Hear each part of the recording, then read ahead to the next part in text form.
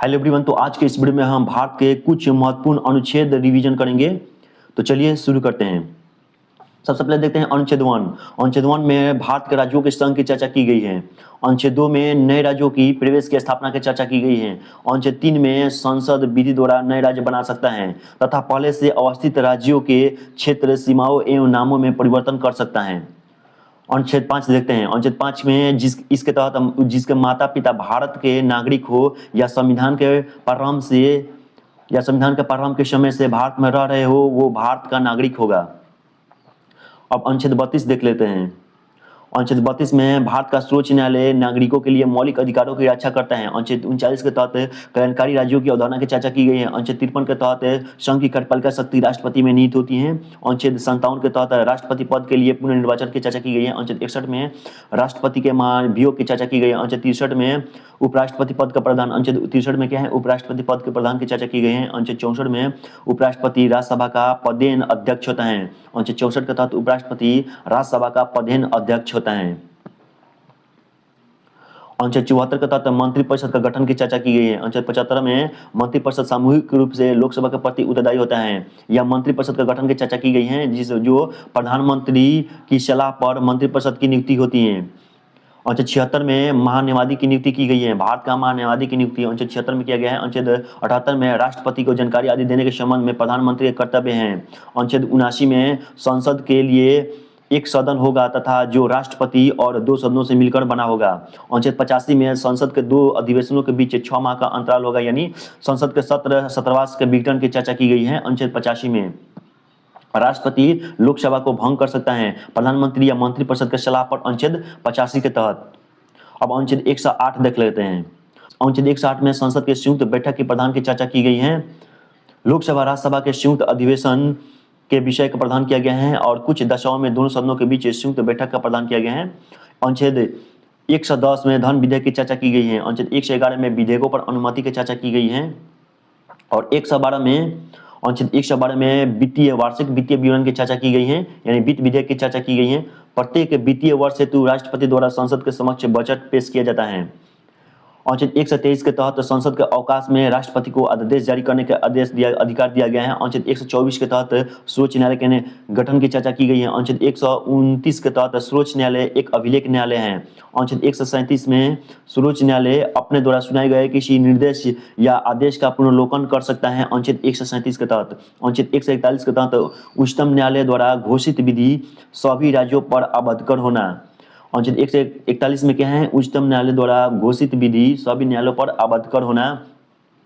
अनुच्छेद 148 में भारत के नियंत्रक एवं महालेखा परीक्षक की नियुक्ति राष्ट्रपति द्वारा किया जाता है। अनुच्छेद 147 के तहत अनुच्छेद 155 में राज्यों के राज्यपाल की नियुक्ति की चर्चा की गई है। अनुच्छेद 163 के तहत राज्यपाल को सहायता और सलाह देने आदि के संबंध में मंत्रिपरिषद के कर्तव्यों की चर्चा की गई है। अनुच्छेद 164 में मंत्रिपरिषद और मुख्यमंत्री और मंत्रिपरिषद की नियुक्ति की चर्चा अनुच्छेद 164 में की गई है। अनुच्छेद 169 में राज्यों में विधान परिषदों की रचना और उनकी समाप्ति की चर्चा की गई है। अनुच्छेद 169 में अनुच्छेद 200 में विधेयकों पर अनुमति की चर्चा की गई है। अनुच्छेद 200 में अनुच्छेद 213 में राज्य विधायिका के सत्र में नहीं रहने पर राज्यपाल अध्यादेश जारी कर सकता है। अनुच्छेद 213 के तहत राज्य विधायिका के सत्र में नहीं रहने पर राज्यपाल अध्यादेश जारी कर सकता है। अनुच्छेद 214 में सभी राज्यों के लिए उच्च न्यायालय की व्यवस्था की चर्चा की गई है। अनुच्छेद 214 में अनुच्छेद 214 में क्या है, सभी राज्यों के लिए उच्च न्यायालय की व्यवस्था की गई है। अनुच्छेद 226 में कुछ रिट निकालने की उच्च न्यायालय की शक्ति है।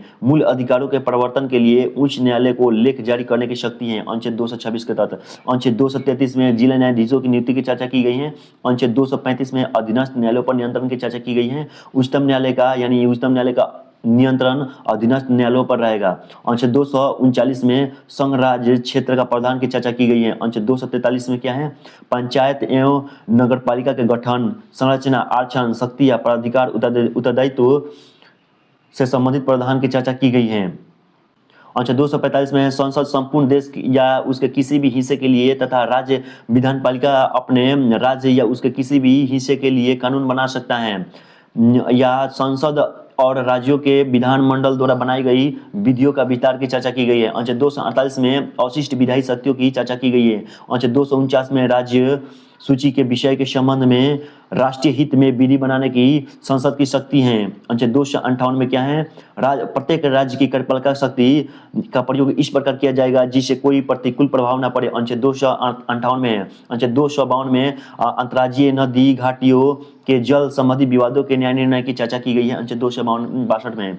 अनुच्छेद 263 में अंतर्राज्यीय परिषद की संबंध में विशेष उपबंध की चर्चा की गई है। अनुच्छेद 263 में क्या है, अंतर्राज्यीय परिषद के संबंध में उपबंध की चर्चा की गई है। अनुच्छेद 266 में भारत और राज्यों की संचित निधियों के लोकलेखा की चर्चा की गई है। अनुच्छेद 266 में भारत और राज्यों की संचित निधियों की लोकलेखा की चर्चा की गई है। अनुच्छेद 267 में अकस्मिक निधि की चर्चा की गई है। अनुच्छेद 267 में क्या है, अकस्मिक निधि।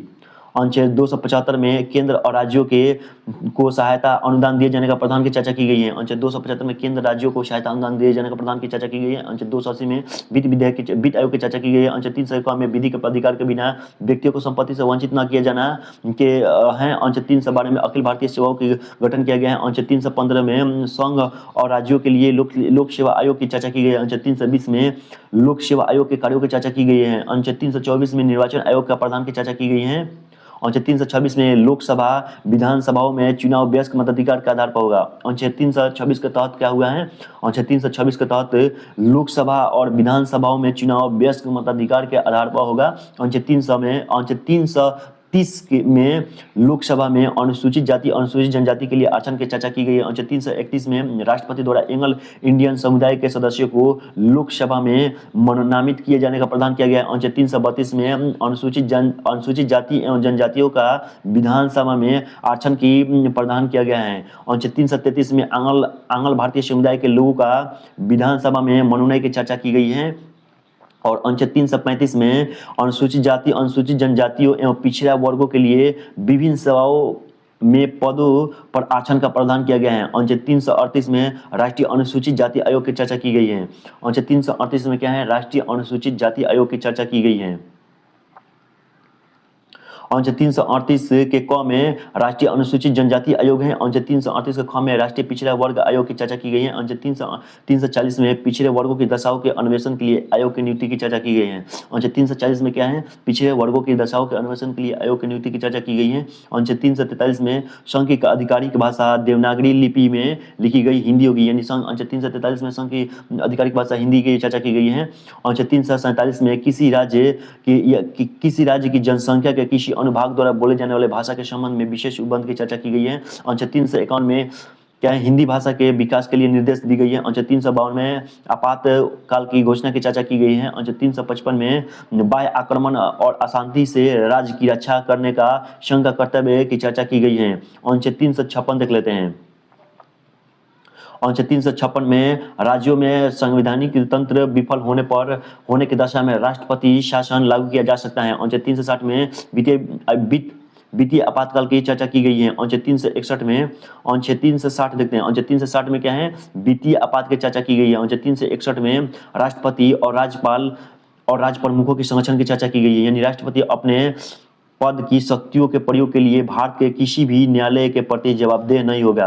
अनुच्छेद 365 में कोई राज्य केंद्र द्वारा भेजे गए किसी कार्यकारी निर्देश का पालन करने में असफलता का प्रभाव की चर्चा की गई है। अनुच्छेद 368 में संविधान संशोधन की चर्चा की गई है। अनुच्छेद 370 में जम्मू कश्मीर के विशिष्ट स्थिति का वर्णन किया गया है। अनुच्छेद 371 में महाराष्ट्र और गुजरात राज्यों के संबंध में विशेष उपबंध की चर्चा की गई है।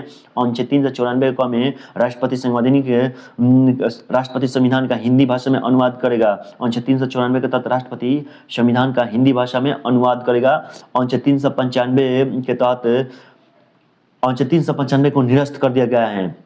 इसमें क्या था, अस्थायी संक्रमणकालीन और विशेष उपबंध था जो निरस्त कर दिया गया है। अनुच्छेद 371 के क के तहत नागालैंड की चर्चा की गई है। 371 के ख में असम और ग में मणिपुर और घ में आंध्र प्रदेश। अनुच्छेद 371 के क में क्या है, नागालैंड है, ख में असम है, ग में क्या है, मणिपुर है और घ में आंध्र प्रदेश है।